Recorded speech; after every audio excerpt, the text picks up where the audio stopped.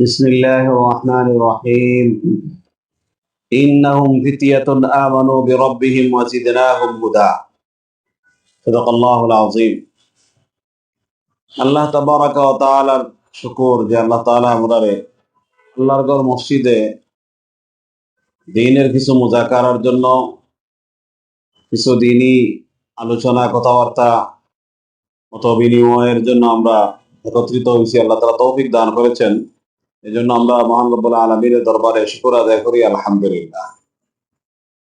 আল্লাহ রব্বুল আলামিন যুগে যুগে কিছু যুবকদেরকে বাছাই করেন, নির্বাচিত করেন আল্লাহর কাজের জন্য, দ্বীনের হামিয়তের জন্য, দ্বীনের নুসরতের জন্য, দ্বীনের সাহায্যের জন্য যুগে যুগে করেন। সেই প্রতিটা যুগে আমরা যদি দেখি তাহলে দেখা যায় যে কিছু যুবক ইসলামের জন্য দাঁড়িয়ে গেছে, কিছু যুবক দ্বীনের জন্য দাঁড়িয়ে গেছে, কিছু যুবক সমাজ সংস্কারের জন্য দাঁড়িয়ে গেছে। আমরা প্রতিটা যুগে দেখি। আমরা নবী আলাইহিস দুইজন নবীর উদাহরণ, দুইটা যুগের উদাহরণ আমরা টানবো। হযরত এই আসহাবে কাহফের সময়, আসহাবে কাহফ, সূরা কাহফ তো আপনারা সকলেই তেলাওয়াত করেন। শুক্রবার দিন, আজকে জুমাবার দিন, সূরা কাহফ আমরা আশা করি সকলেই তেলাওয়াত করেছি। সূরাতুল কাহফের ফজিলত সম্পর্কে তো আপনাদের জানা আছে যে রাসূলুল্লাহ সাল্লাল্লাহু আলাইহি ওয়াসাল্লাম বলেছেন, যে ব্যক্তি সূরাতুল কাহফের প্রথম 10 আয়াত মুখস্থ করবে, মান হাফিযা আশরা আয়াতিন মিন সূরাতিল কাহফ উসিমা মিনাদ দাজ্জাল, আল্লাহ রাব্বুল আলামিন তাকে দাজ্জাল থেকে হেফাজতে রাখে। সূরাতুল কাহফের ফজিলত হইল যে আল্লাহ রাসূল সাল্লাল্লাহু আলাইহি ওয়াসাল্লাম বলেছেন, মান কারা সূরাতাল কাহফি ফি ইয়াউমিল জুমআ আযা লাহু মিনান নূরি মা বাইনাল জুমআতাইন। যে ব্যক্তি সূরাতুল কাহফ জুমাবারে তেলাওয়াত করবে, আল্লাহ রাব্বুল আলামিন পরবর্তী জুমা পর্যন্ত তার জীবনটাকে আলোকিত করে দিবে। কিভাবে আলোকিত করবেন সেটা আল্লাহ তাআলা, এই নূর দিয়ে আল্লাহ তাআলা আমাদের জীবনকে আলোকিত করবেন। সেটা আল্লাহর সাহায্য, আল্লাহর নুসরত, আল্লাহর রহমত, দ্বীনের উপর অটল থাকা, ইস্তেকামত থাকা, যে কোনো ভাবে আল্লাহ তাআলা আমাদের জীবনকে কি করবেন, আলোকিত করবেন। তো এই যে আসহাবে কাহফের যুবক,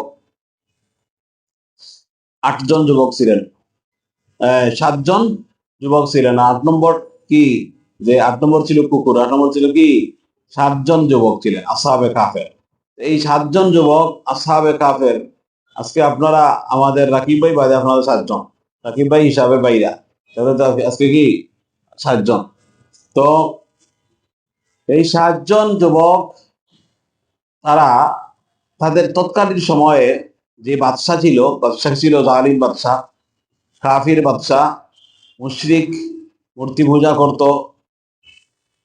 তো তারা ছিল সম্ভ্রান্ত পরিবারের, তারা রাজা বাদশার পরিবারের ছিল, ওই গোষ্ঠীর ছিল, কিন্তু তারা ইমানদার ছিল।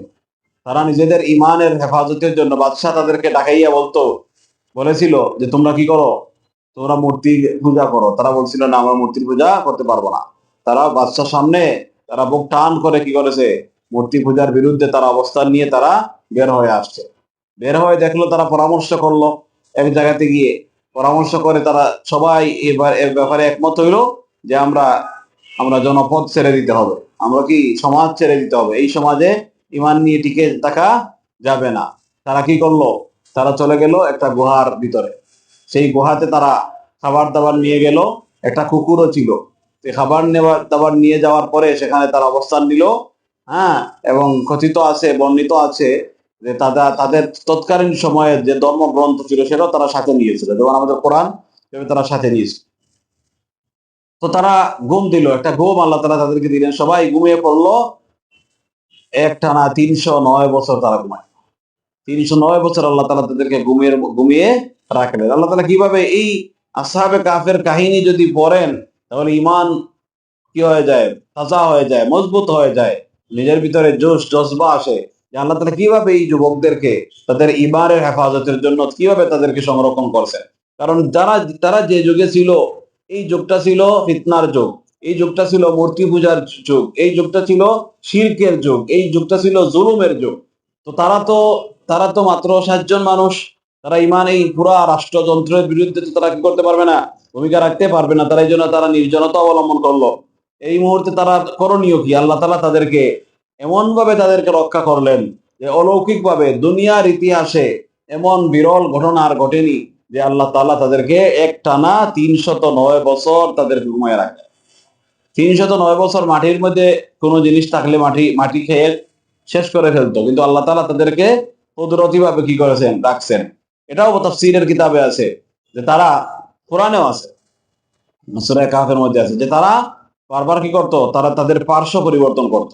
এক পার্শ্বে ঘুমাইলে দেখবেন কি হয়, শরীরের একদিকে ব্যথা হয়ে যায়, কি হয়ে যায়, তখন আমরা কি করি, পার্শ্ব পরিবর্তন করি। তারা এভাবে তাদের ঘুমের মধ্যে তারা বারবার পার্শ্ব পরিবর্তন করত। তাদের আলো বাতাস দরকার। আল্লাহ রাব্বুল আলামিন সূর্যের আলোকে এত সুন্দর করে, এই গুহাটাই এত সুন্দর করে আল্লাহ তাআলা কি করেছেন, এই গুহাটাকে বানাইছেন, যে যেন তাদের জন্য আল্লাহ তাআলা যেন আগ থেকে প্রস্তুত করে রাখছেন এই গুহাটা।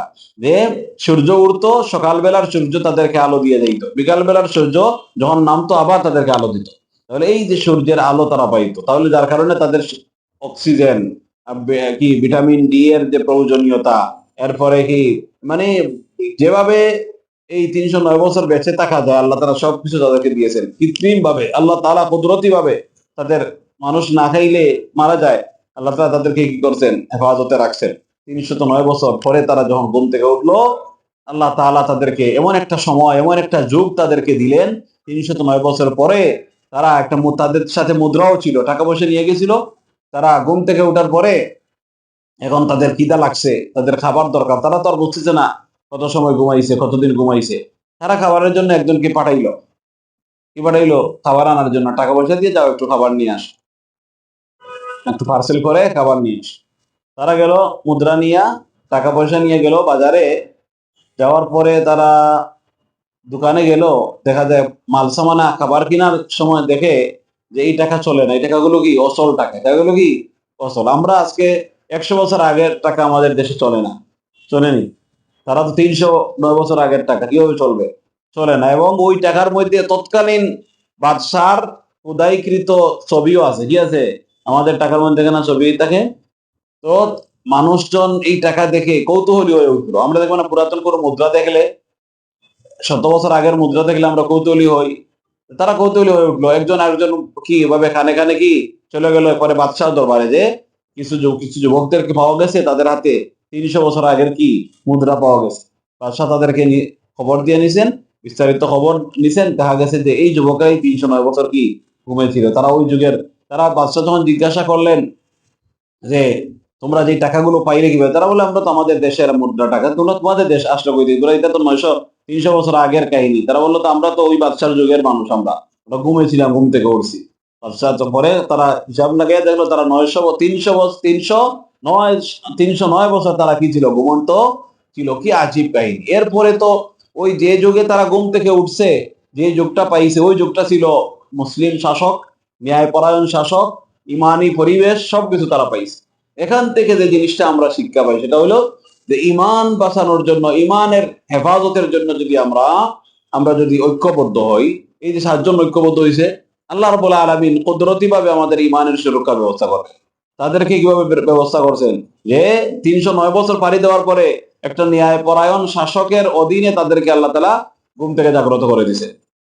তাহলে এই যে আল্লাহ তাআলা কুদরতি ভাবে আমাদেরকে, আল্লাহ তাআলা এভাবে না হোক অন্যভাবে আমাদেরকে কি করবেন, ইমানের হেফাজত করবেন। এই জন্য যুবক, প্রতিটা যুগে আল্লাহ তাআলা ইমানের উপর অটল বিচল তাকনেওয়ালা কিছু যুবক আল্লাহ তাআলা তৈরি করে দেন, যেমন আসহাবে কাহফের যুবক। হযরত মূসা আলাইহিস সালাতু ওয়াস সালাম, যাই হোক, আসহাবে কাহফের যে কাহিনী, এটা শেষ যেহেতু শুরু করলাম, এটা শেষ করি সংক্ষেপে। তো এরা তো খুবই আদর আপ্যায়নের সাথে ছিল, বাদশাহ তাদেরকে খুবই সম্মান দিয়েছেন, এবং তারা বেশি দিন বাঁচেন নাই, কয়েকদিনের ভিতরে তারা মারা গেছে। কয়েকদিনের ভিতরে কি মারা গেছেন।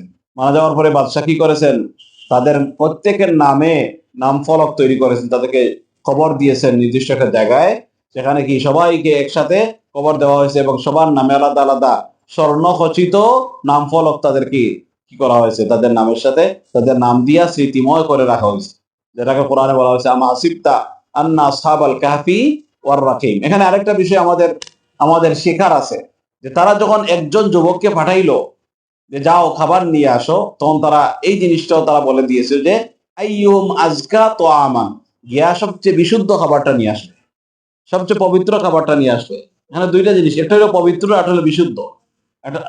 এখান থেকে আমাদের যে শিক্ষা হলো, যে আমরা যে কোনো জায়গায় খাবার দাবার গ্রহণ করলে এই জিনিসটা যাচাই করা যে আমরা যেন খাবার খাইতেছি এটা হালাল কিনা, এটা কি। আরেকটা হলো আমরা যে খাবার খাইতেছি এটা বিশুদ্ধ কিনা, এটা আমাদের স্বাস্থ্যের জন্য উপকারী কিনা। এই জিনিসটা আমাদের কি কোরআনে আসছে যে আইয়ুহুম আজকা তোয়ামান, যে খাবারটা বিশুদ্ধ কিনা, খাবারটা পবিত্র কিনা, সেটা তারা কি করেছে, আসহাবে কাফের বাকি 6 জন যুবক বলে দিছে দেখিও কিন্তু ভালো খাবার আনবা, দেখিও কিন্তু হালাল খাবার আনবা, খারাপ খাবার। তাহলে আমরা আমরা যে খাবার দাবার গুলো গ্রহণ করি, আমরা যুবক যারা আছি, ইমানের উপর থাকতে হলে আমাদের খাবার বিশুদ্ধ থাকতে হবে, ইমানের উপর থাকতে হলে আমাদের খাবার হালাল থাকতে হবে। আমরা ইমান ইমান কি হয়ে যায়, দুর্বল হয়ে যায়। হারামের সাথে কুফুরির একটা সম্পর্ক আছে, হারামের সাথে শিরকের একটা কি আছে, সম্পর্ক আছে। ইমানদার কখনো হারাম খাইতে পারে না, ইমানদার কখনো ভেজাল খাইতে পারে না। আমাদের এটা একটা, হ্যাঁ, এটা একটা আপনার সায়েন্সের একটা একটা থিওরি বা একটা কি একটা ফর্মুলা যে বিশুদ্ধ খাবার খাইলে, যেটা ইমানের সাথে ইসলামের সাথে পুরা সম্পৃক্ত বিষয়, সংযুক্ত বিষয়, যে বিশুদ্ধ খাবার খাইলে যেটা হয় সেটা হলো যে আমাদের ইবাদতের মধ্যে স্বাদ লাগে। হালাল খাইলে কি হয়, ইবাদতের মধ্যে স্বাদ লাগে। মানে ইমান, ইবাদত, ইসলাম, এগুলোর সাথে হালালের কি আছে, সম্পর্ক আছে। কুফর, শিরিক, গুনার কাজ, জুলুম, অমানবিকতা, এগুলোর সাথে কি আছে, হারামের সম্পর্ক আছে। যে মানুষটা সবচেয়ে বেশি বিশুদ্ধ খায়, যে মানুষটা হালাল খায়, যে মানুষটা নির্ভেজাল খাবার গ্রহণ করে, এই মানুষটা মানবিক হয়, এই মানুষটা কি হয়, মানবিক হয়ে থাকে, অন্যের প্রতি দয়া থাকে। আর যারা হারাম খাইতে খাইতে সারা জীবন হারাম খাইছে, দেখবেন ওই মানুষটাই অমানবিক হয়, ওই মানুষটাই আর কি আরেকজনকে খুন করতে কি করে না, সে দ্বিধা করে না। এমনকি নিজের সন্তানদের সাথে অমানবিক আচরণ করতেও কি কোনটা বোধ করে, যেটা আমরা বর্তমানে দেখতেছি। বর্তমানে কি বিভিন্ন রকমের মানে মানে বিরল বিরল ঘটনা, যেগুলো কি আগে জীবনেও শোনা যায় নাই। বাবার হাতে ছেলে খুন, ছেলের হাতে বাবা খুন, মায়ের হাতে কি, হ্যাঁ, সন্তান খুন, মা পরে আত্মহত্যা করেছে। এইভাবে এই যে ঘটনাগুলো আমরা শুনতেছি, এগুলো হচ্ছে অনেকগুলো কারণের মধ্যে একটা কারণ হলো গিয়ে হারাম খাওয়া। হারাম কি খাওয়া, আর হলো গিয়ে নির্ভেজাল খাওয়া, মানে বেজাল খাবার না খাওয়া। এটা হচ্ছে আমাদের আরেকটা হলো আমাদের ইবাদতের মধ্যে মন লাগার, স্বাদ লাগার, এটা আরেকটা কারণ। যাই হোক, এটা একটা প্রসঙ্গ ক্রমে আসলাম। এরপরে দেখেন হযরত মূসা আলাইহিস সালামের সময়ের কিছু যুবকরা যখন সবাই মূসা আলাইহিস সালামের বিরুদ্ধে, ফেরাউন বিশাল প্রতাপশালী শাসক ছিল, ফেরাউন মূসা আলাইহিস সালামের বিপক্ষে সবাই, এই সময় কয়েকজন যুবক হযরত মূসা আলাইহিস সালাতু ওয়াস সালামের পক্ষে তারা কি করেছেন, ইসলামের পক্ষে, আল্লাহর ঈমানদার হয়ে, ফামা আমানা বিমূসা ইল্লা যুররিয়াতুম মিন কওমিহি আলা খাউফিন মিন ফিরআউনা, যে একজন ঈমান আনে নাই কয়েকজন যুবক ছাড়া, কয়েকজন মূসা আলাইহিস সালামের উপর কি একজন ঈমান আনে নাই কয়েকজন যুবক ছাড়া। আমরা যদি আল্লাহ রাসূল সাল্লাল্লাহু আলাইহি ওয়াসাল্লামের জীবনী সিরাত যদি চর্চা করেন, দেখবেন প্রথম দিকে ইসলাম গ্রহণকারী সাহাবীদের মধ্যে অধিকাংশই যুবক, অধিকাংশই কি যুবক। হযরত আবু বকর সিদ্দিক রাদিয়াল্লাহু তাআলা বয়স ছিল শুধুমাত্র 38 বছর, তিনি যখন ইসলাম গ্রহণ করেন প্রথমেই। এরপরে অধিকাংশই কি ছিলেন, যুবক ছিলেন। হযরত খাব্বাব, হযরত মুসআব, হযরত বিলাল, হযরত আলী, সবাই কি ছিলেন, সাদ ইবনে আবি ওয়াক্কাস, এরা কি ছিলেন, এরা যুবক ছিলেন। তাহলে বোঝা গেল যে প্রত্যেক যুগে দ্বীনের হেফাজতের জন্য যুবকরাই কি করেছে, এগিয়ে এসেছে। সেই যুবকদের অংশ আপনারা হতে পেরেছেন, আমরা হতে পেরেছি। এটা হচ্ছে আমাদের জন্য কি বড় সৌভাগ্যের বিষয়। সুতরাং আমরা আমাদের আমাদের তারুণ্য, আমাদের যৌবন, এটাকে মূল্যায়ন করতে হবে। কি করতে হবে, ওটাকে মূল্যায়ন করতে হবে যে আমরা, আল্লাহ তাআলা যে আমাদেরকে তারুণ্য দিয়েছেন, আমাদেরকে যৌবন কাল দিয়েছেন, এই যৌবন কালটা যেন আমরা কি করি, আল্লাহর জন্য, দ্বীনের জন্য, ইসলামের জন্য যেন আমরা কি করি, ব্যয় করি। এই জন্য প্রথমে আমাদের কাজ হইলো, আমরা যেহেতু দ্বীনের পথে চলে এসেছি, আমাদের প্রথম কাজ হইলো আমরা সকল কাজের, সকল ইবাদতের জন্য, সব বিষয়ের জন্য যেটা আমরা প্রথম করণীয় থাকে, সেই করণীয় আমাদের ক্ষেত্রেও সেটা হলো আমাদের নিয়তকে বিশুদ্ধ করা। আমাদের কি করা, নিয়তকে বিশুদ্ধ করা, যে আমরা দিন মানি, দিনের উপরে চলি, যেই ইবাদত করি, আমরা নামাজ পড়ি, আমরা রোজা রাখি, আমরা জনকল্যাণমূলক কাজ করি, আমরা তালিম করি, আমরা তেলাওয়াত করি, আমরা যে কোনো দ্বীনি মজলিসে অংশগ্রহণ করি, যেটাই করি না কেন আমাদের নিয়ত যেন বিশুদ্ধ থাকে। নিয়ত যেন কি থাকে, বিশুদ্ধ থাকে। লোক দেখানো, এরপরে কি কি হওয়া, মানুষের প্রশংসা অর্জন করা, ভাইরাল হওয়া, নিজেকে কি মানুষের প্রশংসা করানো, এগুলো, এই সকল মনোবৃত্তি, মনোবাসনা যেন আমাদের না থাকে। প্রত্যেক কাজে যেন আমাদের নিয়ত বিশুদ্ধ থাকে, এই জিনিসটা আমাদের মাথায় রাখতে হবে।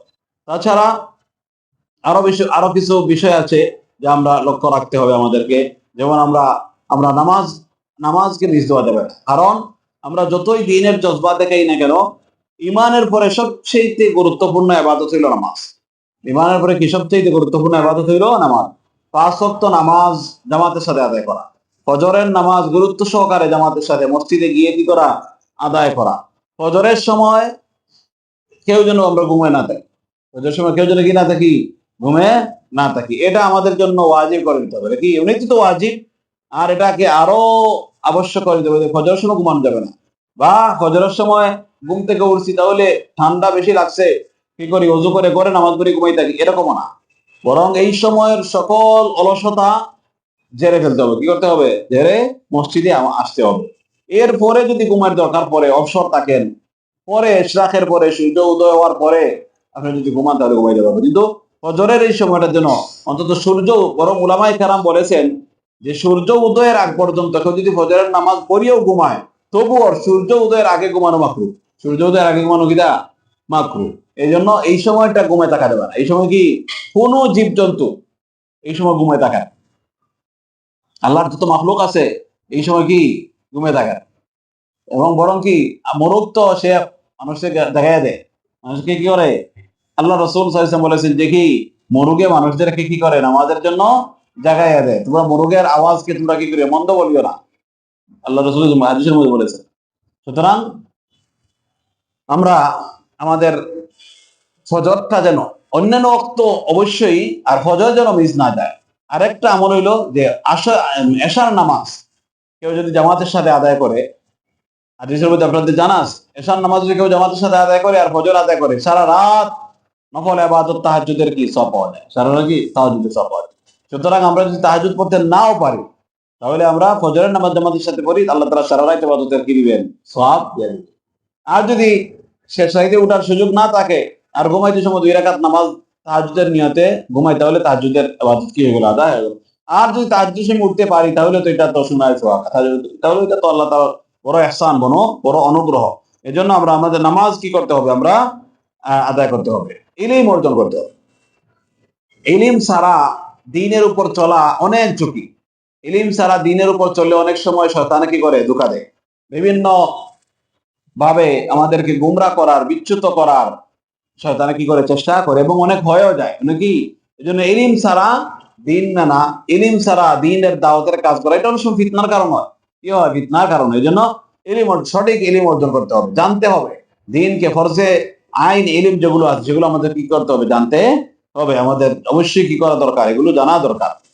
হযরত ইমাম বুখারী রাহমাতুল্লাহ আলাইহি তিনি ইমানের আলোচনার আগে তিনি ইলমের আলোচনা নিয়ে আসছেন।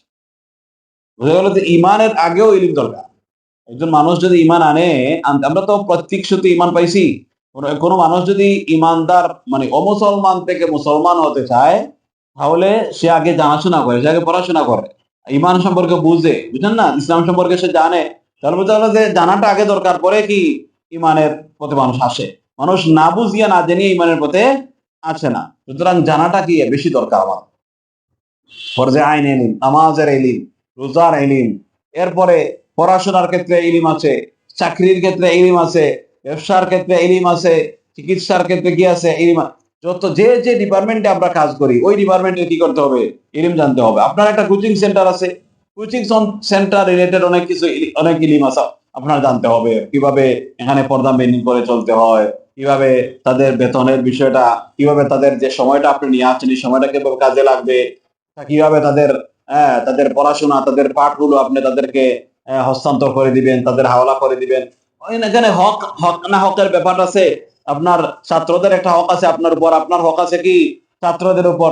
এই বিষয়গুলো আপনার জানা। আপনি যদি একজন ছাত্র হন, কলেজের ছাত্র হন, ইউনিভার্সিটির ছাত্র হন, তাহলে ছাত্র থাকা অবস্থায় আপনার ক্যাম্পাসের ভিতরে আপনি কিভাবে চলবেন, আপনার চোখ কিভাবে হেফাজত করবেন, আপনি অন্য মেয়ের সাথে আপনার সম্পর্ক থাকবে নাকি পড়াশোনার মেয়ের সাথে সম্পর্ক রাখা যে জায়েজ না, এটা এটা এটা জানা, এই ব্যাপারে সতর্ক থাকা। হ্যাঁ, এরপরে পর্দার সাথে চলা, শুধুমাত্র মেয়েরা পর্দা করবে নাকি আমি নিজেও পর্দা করবো, নিজের চোখের কি করতে হবে, হেফাজত করতে হবে। পড়াশোনার সম্পর্কিত আরো অনেক বিষয় আছে। হ্যাঁ, আপনার কলেজের সাথে আমার লেনদেন আছে, হ্যাঁ, বেতন আছে, ভর্তির ব্যাপার আছে, এই লেনদেনের ব্যাপারটা কিভাবে আমি আদায় করব। অনেকগুলো বিষয় আছে যেগুলো কি করতে হবে, আমাদেরকে জানতে হবে। চাকরির সুবাদে চাকরি যদি কেউ করে তাহলে চাকরির ইলিম, এভাবে সকল ডিপার্টমেন্টের কি আছে ইলিম, যা যে যে ডিপার্টমেন্টে কাজ করে, যে যে ডিপার্টমেন্টের সাথে সংশ্লিষ্ট, সবাই কি করতে হবে, ওই বিষয়ের ইলিম অর্জন করতে হবে। একজন ডাক্তার, তার রোগীর সাথে কি সম্পর্ক সেটা কি করতে হবে, সে এটা জানতে হবে। তার রোগীর, একজন রোগী যখন ডাক্তারের কাছে আসলো, সে ভিজিট দিয়ে আসলো, মনে আপনি যদি তাকে 7টা 8টা টেস্ট ধরাইয়া দেন, আর ডায়াগনস্টিক সেন্টারে কি তাকে, আপনার একটা চুক্তি থাকে 30% 25% আপনাকে সেন্টার দিবে, এটা তো হারাম। এগুলো কি, এগুলো হারাম। আপনার কাছে রোগী আসছে, আপনি তাকে রোগ নির্ণয় করবেন, রোগ নির্ণয় আপনি নিজে না পারেন, ডায়াগনস্টিক সেন্টারে হাওলা করে আপনি ডায়াগনস্টিক সেন্টারের মাধ্যমে আপনি তার রোগ কি করবেন, নির্ণয় করবেন ওই রিপোর্টের আলোকে। এর অর্থ কি আপনি ডায়াগনস্টিক সেন্টার থেকে আপনি কমিশন নিবেন? এই কমিশন নেওয়া দেওয়ার জন্য যায় না। আর তাছাড়া এই কমিশন তো রোগী থেকে নিয়ে দেয়, ডায়াগনস্টিক সেন্টার ওরা তো তাদের লাভ থেকে দেয় না, তাদের লাভ থেকে দেয়নি। তারা তো কি করে, তারা তো রোগী থেকে অতিরিক্ত নিয়া ওগুলো কি করে দেয়। ইবনে সিনায় 25% সার কিভাবে দিতে পারে? ইবনে সিনায় কি নাই, এই কমিশন পদ্ধতি নেই। তাহলে বোঝা গেল যে ওই 25% যে অতিরিক্ত ডায়াগনস্টিক সেন্টার নিতেছে সেটা হারাম নিতেছে, ডাক্তার যে ওই 25% ডাক্তারের পকেটে ঢুকতেছে, এটা হারাম ঢুকতেছে। এটা কি হচ্ছে, হারাম ঢুকতেছে। এগুলো যদি আমরা ডাক্তার সমাজ, এগুলো অনেক দিনদার ডাক্তার যে বাচ্চাগুলো জানে না, ততগুলো কি জানে না। যাই হোক, আমাদের সব জাতের ইলিম করতে হবে। আমরা যে অন্তত যে যে লাইনে আছি, আমরা ছাত্র, ছাত্র বিষয়ক ইলিম আমার জানতে হবে। আমার পড়াশোনার ইলিম, আমার সাবজেক্টের মধ্যে কোনো ইমান বিরোধী কিছু বিষয় আছে কিনা, এগুলো সম্পর্কে কি করতে হবে, আমার সজাগ থাকতে হবে, সতর্ক থাকতে হবে। এই জন্য ইমানিয়াত জানা, তাওহীদের শিক্ষা অর্জন করা, ইমানের শিক্ষা অর্জন করা, এগুলো ছাড়াও আরো যে যে বিষয়গুলো আছে আমরা যেটার সাথে রিলেটেড, এই সবগুলো বিষয় আমাদেরকে কি করতে হবে, জানতে হবে। বন্ধু নির্বাচন করা, আমাদের জন্য বন্ধু নির্বাচন করা খুবই গুরুত্বপূর্ণ একটা বিষয়। অনেক ভালো ছেলে, নামাজি ছেলে, দিনদার ছেলে, সে খারাপ বন্ধুর পাল্লায় পরে সে বেনামাজি হয়ে গেছে, কি হয়ে গেছে, বেনামাজি হয়ে গেছে। এই জন্য আমাদেরকে বন্ধু নির্বাচন করতে হবে। বন্ধু নির্বাচন করতে খুব সতর্ক থাকতে হবে যে ভালো বন্ধু যাতে হয়, কোন খারাপ বন্ধুর পাল্লায় পড়া যাবে না। খারাপ বন্ধু পাল্লায় পরে কত যুবক যে তার জীবনটাকে নষ্ট করেছে, নেশা খুর হয়ে গেছে, বুঝতে পারছেন না, সে ড্রাগ এডিক্টেড হয়ে গেছে, সে বাজে ছেলেদের পাল্লায় পরে সে তার চরিত্রকে কি করে দিছে, নষ্ট করে দিছে। এই এই বিষয়গুলো আমাদের কি করতে হবে, সতর্ক থাকতে হবে বন্ধু নির্বাচন করতে। আল্লাহ রাসূল বলেছেন যে আল মারউ আলা দীনি খালিলিহি ফালিয়ানজুর আহাদুকুম মান ইউখালিলু, একজন মানুষ তার বন্ধুর স্বভাব চরিত্র দ্বারা কি থাকে, সে প্রভাবিত হয়, সে বন্ধুর স্বভাব চরিত্র অনুযায়ী সে চলে। সুতরাং প্রত্যেক মানুষ যেন খেয়াল করে, খুব ভালো করে যেন কি করে, খেয়াল করে যে সে কার সাথে কি করতেছে, বন্ধুত্ব করতেছে, সে ভালো করে যেন জানে। এই জন্য ভালো বন্ধুর সাথে সম্পর্ক করা। এখন কথা হইলো যে বাজে কোনো ছেলের সাথে কি আমার বন্ধুত্ব করা যাবে না, তাকে কি দিনের পথে আনবো না? হ্যাঁ আনবেন, কিন্তু তাকে, আপনি তাকে প্রভাবিত করবেন, তার দ্বারা আপনি প্রভাবিত হবেন না, তার দ্বারা কি হবেন না, আপনি প্রভাবিত হবেন না। এটা আসলে বন্ধুত্ব না, এটা হলো আপনি কি বন্ধু, আন্তরিক বন্ধু তখন বাড়াবেন যখন সে দিনের প্রতি পরিপূর্ণভাবে আসবে। আর না হয় এমনি আপনি বন্ধুত্ব চলে, আপনি তার সাথে চলাফেরা করতে পারেন, কোনো সমস্যা নাই। কিন্তু এটা হবে আপনার জন্য দাওয়াতের নিয়ত, কি দাওয়াতের নিয়তে তার সাথে চলাফেরা, তার সাথে কি করা।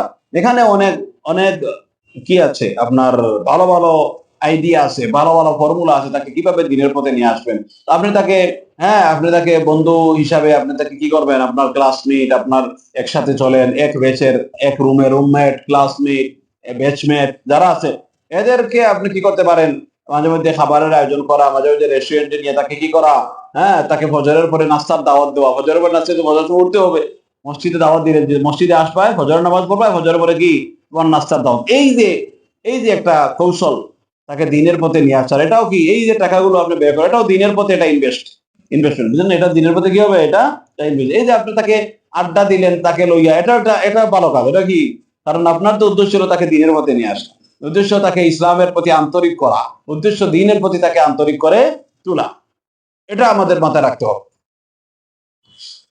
যে বন্ধু নির্বাচনের ক্ষেত্রে, বন্ধুদের সাথে চলাফেরার ক্ষেত্রে আমরা কি করবো, খুব সতর্ক থাকবো।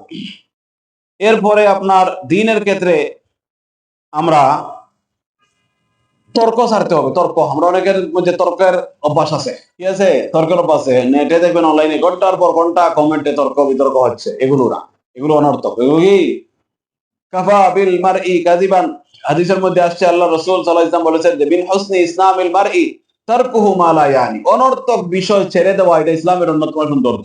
ইসলামের অন্যতম সৌন্দর্য অনর্থক বিষয় কি করে দেওয়া, ছেড়ে দেওয়া। এই জন্য অনর্থক ভিডিও ছেড়ে দিব। তর্ক বিতর্ক এগুলো তো কুটু ভাবে জড়াবে না। কোনো সময় তর্ক করিয়ে কেউ কাউকে কি করতে পারে না, হারাইতে পারে না, কেউ কাউকে সঠিক পথে নিয়ে আসতে পারে না। দাওয়াতের পদ্ধতি ছাড়া তর্কের পদ্ধতি, বিতর্কের পদ্ধতি এটা অন্য পদ্ধতি। বিতর্ক করে, হ্যাঁ, সমাজের মধ্যে বিতর্ক মানে হক বাতিলের বিতর্ক হতে পারে মানুষকে সত্য চিনানোর জন্য, কিন্তু যে বিতর্ক অবতীর্ণ হয় সঠিক পথে কম আসে, এমন খুব কম গণনা হয় যে সে নিজে কি হকের পথে চলে আসে। এই জন্য বিতর্কের দরকার নেই। এরপরে আমরা যদি দিনের পথে চলি, দিনের পথে চলার ক্ষেত্রে আমাদের অনেক প্রতিবন্ধকতা আসে।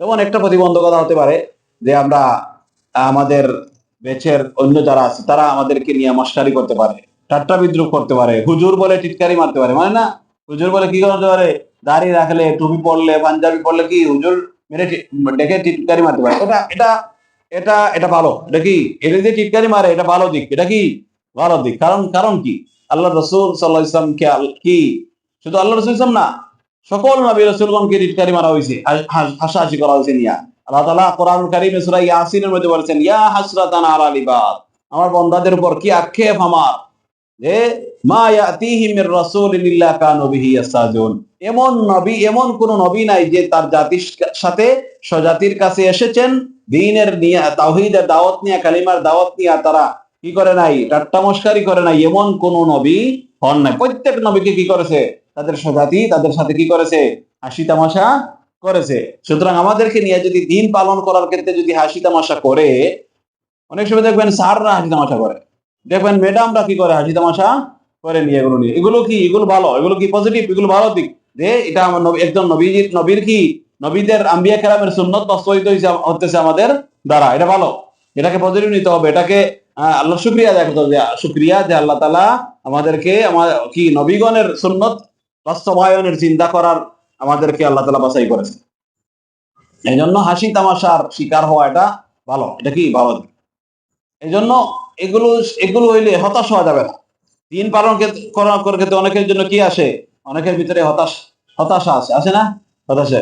আপনি একজনকে দাওয়াত দিলেন, সে আসলো না, সে আপনার দাওয়াতকে ডিনাই করলো, আপনি হতাশ হবেন।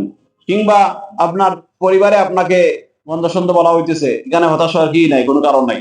আল্লাহ নবী সাল্লাল্লাহু আলাইহি ওয়াসাল্লামকে কে হতাশ করে নাই, একেবারে নিজের চাচা হতাশ করেছে, নিজের চাচা জুলুম করেছে, পরিবারের লোকজন, গোষ্ঠীর লোকজন, এলাকার লোকজন সবাই আল্লাহ রাসূলের সাথে কি করেছে, বাজে আচরণ করেছে। 13 বছর মক্কায় দাওয়াত দিয়েছেন, ইসলাম গ্রহণ করেছেন কতজন হিসাব আছে, 13 বছরে মাত্র 435 জন, মাত্র কতজন, 435 জন ইসলাম গ্রহণ করেছেন। একজন নবী, বিশ্ব নবী, একবারে রাহমাতুল লিল আলামিন, সাইয়্যিদুল মুরসালিন, ওনার দাওয়াতে 13 বছরে মাত্র 435 জন কি করেছে, ইসলাম গ্রহণ করেছে মক্কায়। মদিনায় যাওয়ার পরে না ইসলামের বিজয় আসে। তাহলে আল্লাহ রাসূল কি করেছেন, হতাশ হয়েছেননি? কত নির্যাতন নিপীড়নের কোনো সীমা নেই, বর্ণনা করে শেষ করা যাবে না। নারী বুড়ি, উঠের নারী বুড়ি উপরে দেওয়া হয়েছে, বুঝতে পারছেন না, নির্যাতনের স্টিম রুলার চালানো হয়েছে, সাহাবায়ে কেরামকে উত্তপ্ত মরুভূমির মধ্যে কি করা হয়েছে, কষ্ট দেওয়া হয়েছে। এরপরেও তার কি হন নাই, আল্লাহ রাসূল কি হন নাই, হতাশ হন নাই, সাহাবায়ে কেরাম কি হন নাই, হতাশ হন নাই, দিনের উপর ছিলেন। তো আমাদেরকে কি করে, দিনের দাওয়াত কত প্রলোভন দেখানো হয়েছে, সবচেয়ে বড় সম্পদশালী বানিয়ে দিব, সবচেয়ে সুন্দরী মেয়ে দিয়ে দিব, রাজত্ব দিয়ে দিব পক্ষার, উনি কি করেন, ইসলামের দাওয়াত বাদ দিয়ে দেন, কোনো কিছু টলাতে পারে না আল্লাহ রাসূল সাল্লাল্লাহু আলাইহি ওয়াসাল্লামকে। সুতরাং আমরাও যত জ্বর তুফান আসুক না কেন, আমরা কি একেবারে বট গাছের মতো থাকবো দাঁড়াই, বুঝতে পারছেন, এবারে বট গাছ দেখবেন, বট গাছ কেউ নাড়াতে পারেন, তার জড়টা খুব মজবুত, তার গভীরতা কি অনেক বেশি। এরপরে আল্লাহ তাআলা কোরআন কারীমে খেজুর গাছ দিয়ে কি করেছেন, উদাহরণ দিয়েছেন, আলাম তারা কাইফা দারাবাল্লাহু মাসালান কালিমাতান তাইয়্যিবাতান কাশাজারাতিন তাইয়্যিবা, শাজারায়ে তাইয়্যিবা মানে খেজুর গাছ, আসলুহা সাবিত, তার জড় অনেক মজবুত, ওহা বিসসামা, তারা কি মাথা হলো কি আসমানে। তো এটা এভাবে আমরা মজবুত থাকতে হবে। দেখবেন এই জাতীয় খেজুর গাছ, বট গাছ, এই জাতীয় গাছকে যত জোর তুফান আসো কি করতে পারে না, নষ্ট করতে পারে না। বন্যা আসলে ওগুলো মরে না, বিশেষ করে কি বট গাছ বন্যা আসলে গিয়ে না মরে না।